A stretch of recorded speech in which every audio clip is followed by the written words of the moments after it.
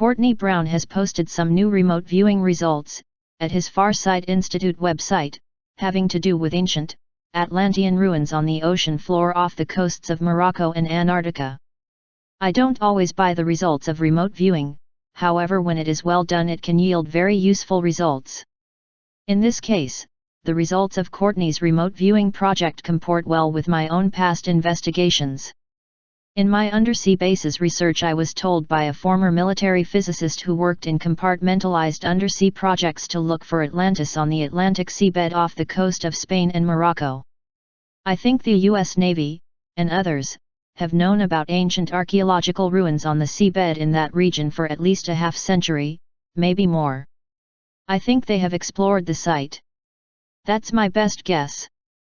In the mid-1980s I was told by an alphabet soup operative who briefed flag officers at the Pentagon that present-day Antarctica is the site of ancient Atlantis, that Atlantis was destroyed by cataclysm and the abrupt climate and geographical changes created the flash-frozen continent of Antarctica. The deep freeze suddenly turned on and things changed very, very abruptly. I would say that in my later research I did become aware that at the deepest, innermost compartmentalized levels of the military-industrial complex there is a knowledge of the huge earth changes that have occurred in the past and the possibility that the same can occur again, extremely rapidly and on a very large scale. My subsequent 1990s research in the archives of various federal agencies in the D.C. area and the National Archives in College Park, Maryland, USA suggested to me that the records have been vacuumed to conceal the true history of the region. That was the distinct impression I got after sifting through many thousands of pages of archival material on the Antarctic. My best guess after examining all the evidence I could find was that the Antarctic had a temperate climate mere thousands of years ago, maybe 15 or 20,000 years ago or less, not millions of years ago. There were actual beech forests there. The same species of beech, not Hephagus, still grows in southern Chile and Argentina, New Zealand, and Australia. I found it very difficult to research certain aspects of the Antarctic, such as its real history, because there is such a high security blanket that has been thrown over the entire region, mostly coming from the U.S. Navy, the U.S. Geological Survey and the National Science Foundation. From the fragmentary evidence I have stumbled across, one of the reasons is certainly to conceal the archaeological evidence that litters the area. Some of the slides I got from the National Science Foundation, NSF, and the U.S. Geological Survey, USGS, showed archaeologists actively working digs in the dry interior valleys of the Antarctic. Of course, archaeologists study the remains of ancient human cultures and civilizations. But mainstream history tells us there was no human presence in the Antarctic in ancient times. So why would archaeologists be conducting a dig where there was no ancient human presence? Unless what we have been taught at school is false, fraudulent, fake, a lie, made up, a huge fib. See the self-evident contradiction? Why not spend some quality time with the Antarctic Geological Features Atlas? I did. I spent many hours poring over the hard copy, paper edition. Trust me, you will not be disappointed.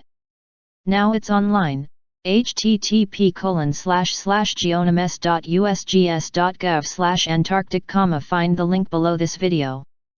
Search for pyramid for instance, and you will find Anderson Pyramid, Blodwin Peak, Charpentier Pyramid, Fukushima Peak, Henderson Pyramid, Moore Pyramid, Obrecht Pyramid, Pyramid Island, Pyramid Mountain, Pyramid Peak, Pyramid Point, Pyramid Ponds, Pyramid Rock, Pyramid Trough, Pyramiden Nunatak, Tilt Rock, Wallstrom Peak, Orfor Sphinx, Beehive Hill, Mount Sphinx, Sphinx Hill, Sphinx Island, Sphinx Kopf Peak, Sphinx Mountain, Sphinx Peak, Sphinx Rock, Sphinx Valley, Hollister Peak. How about Obelisk?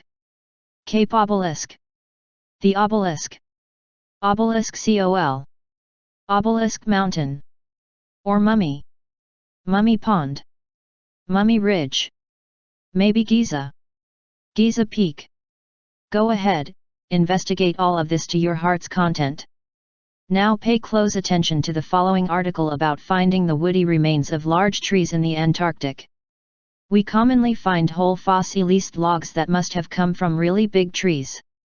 But then there are no pictures of the allegedly fossilized logs. I wonder why not? Maybe because the logs are not fossilized, but freeze-dried? The article does mention Robert Scott's early 20th century Antarctic expedition, when he discovered fossil plants on the Beardmore Glacier at 82 degrees south. I have never seen photos of Scott's fossil plants either. But I can provide a little context.